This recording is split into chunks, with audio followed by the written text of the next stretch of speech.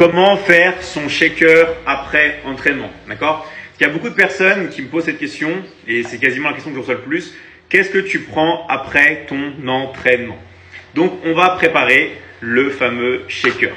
Donc, la première chose que je fais, c'est que je mets de l'eau, ok?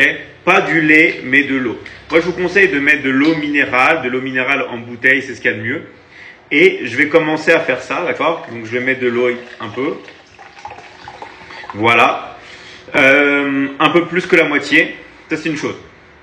Ensuite, ce que je vais faire, c'est que je vais mettre de la protéine et de l'isolat de protéines.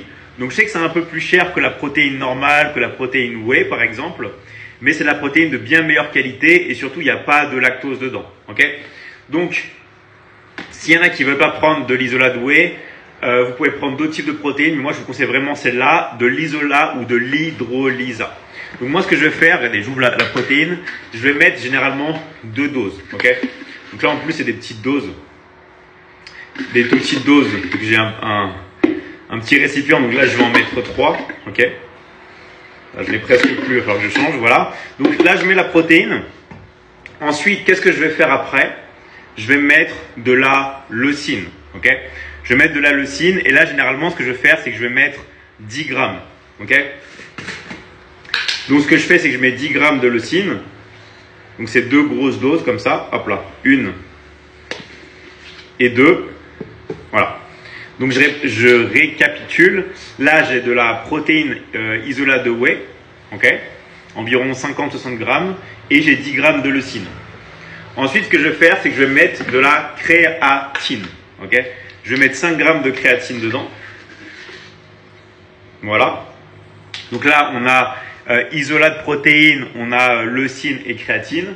Et après, je vais rajouter du collagène. D'accord? Donc là, j'ai le collagène aux 3 types. Pour moi, c'est le meilleur. Et là, je vais vraiment être généreux. Je vais mettre 2 doses. Ok? Donc, je vais mettre environ 20 grammes de collagène. Ensuite, qu'est-ce que je vais faire?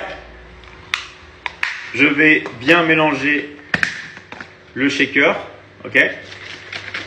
Je mélange bien. Et une fois que c'est bien mélangé, je le prends et je vais le mettre au frais. D'accord? Je prépare toujours en fait le shaker la veille. Comme ça, au moins, il est prêt, il est fait et tout ça. Et je le mets au frigo. Donc au frigo, vous voyez que j'ai beaucoup d'eau. J'ai des œufs, de l'eau, ok. Après, j'ai des boissons pour les invités, mais j'ai vraiment que des œufs, vous voyez, et de l'eau gazeuse et de l'eau normale. Voilà. Donc ça, c'est comment je prépare mon shaker.